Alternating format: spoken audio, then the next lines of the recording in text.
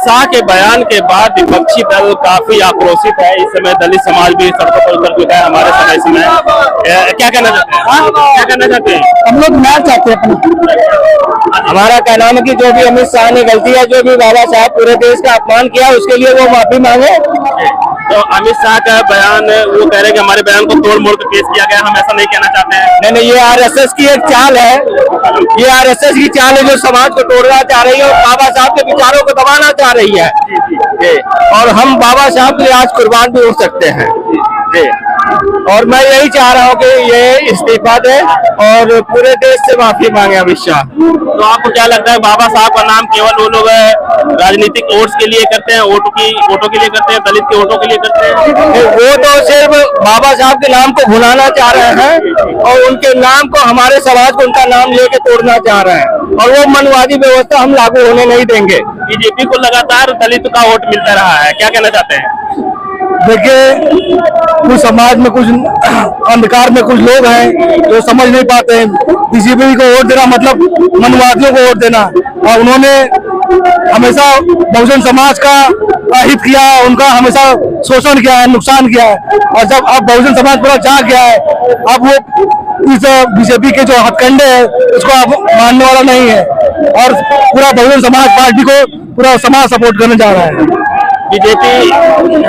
BJP Congress पर आरोप लगा रही है, कांग्रेस बीजेपी पर आरोप। ये दोनों मिले जुले ही हैं, दोनों एक नाथ है तो एक सांप नाथ है, जैसा मान्यवर जी ने कहा था। ये दोनों भारतीय संविधान का नुकसान किए हैं और दलितों का, पिछड़ों का ये अपमान हमेशा किए हैं, करते रहेंगे। इनको खदेड़ना है, भारत से भगाना है, भारतीय संविधान को जिंदा रखना है और बाबा साहब के लोकतंत्र को, बाबा साहब के सपनों को साकार करके बहुजन समाज पार्टी को सत्ता में लाना है।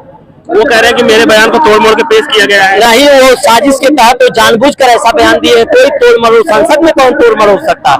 संसद में दिया गया बयान है, वो तो हर जगह वो। आरएलडी के प्रवक्ता ने माफी मांगने के लिए कहा था, तो उनको प्रवक्ता पद से हटा दिया आरएलडी ने, उनके सहयोगी दल है। हाँ, वो भी उसी मानसिकता के हैं ना। मानसिकता दोनों की एक ही हो, मनुवादी विचारधारा की सारी पार्टियां हैं, इसलिए वो अम्बेडकरवाद को कभी नहीं पनपने देना चाहते। मेरा सत्येंद्र कुमार गौतम नाम है। मैं एमआईएम पार्टी का विधानसभा अध्यक्ष यूएससी समाज का। जी, क्या कहना चाहते हैं? आज हम लोग डीएम कार्यालय आए थे, उनके माध्यम से राष्ट्रपति महोदय को ज्ञापन देने के लिए। जो सांसद में हमारे गृह मंत्री जी अमित शाह जी जो अभद्र टिप्पणी की है हमारे बाबा साहब पे, उनके लिए आए कि वो इस्तीफा दे से। और ये अमित शाह गृह मंत्री, जो हिंदुस्तान के गृह मंत्री अमित शाह जी जिस तरीके से डॉक्टर भीमराव अम्बेडकर जी के बारे में इन्होंने कहा है कि जिस तरीके से लोग डॉक्टर भीमराव अम्बेडकर लगा करके अगर इतना नाम भगवान का लेते तो स्वर्ग में पहुंच जाते। मैं उनसे ये कहना चाह रहा हूँ अमित शाह जी से, वो हिंदुस्तान के गृह मंत्री हैं, अपनी मर्यादा में रहे और जो भाषा बोली जाती है उस भाषा में रह के अदब के दायरे में वो बात करें तो बेहतर है। हम लोगों की मांग है कि अमित शाह इस्तीफा दें या तो पूरे हिंदुस्तान से वो माफी मांगे।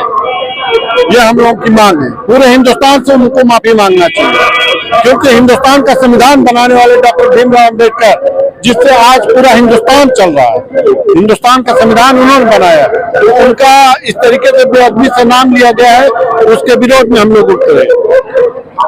आप बताना चाहते हैं?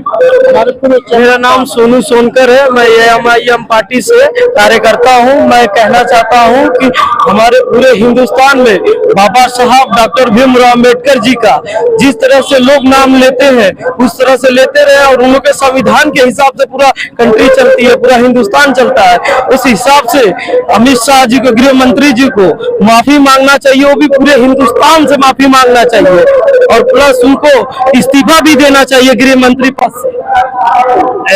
लोगों का कहना है कि जिंदा स्वर्ग नहीं गया और मरा बता नहीं सकता, तो स्वर्ग है कहाँ?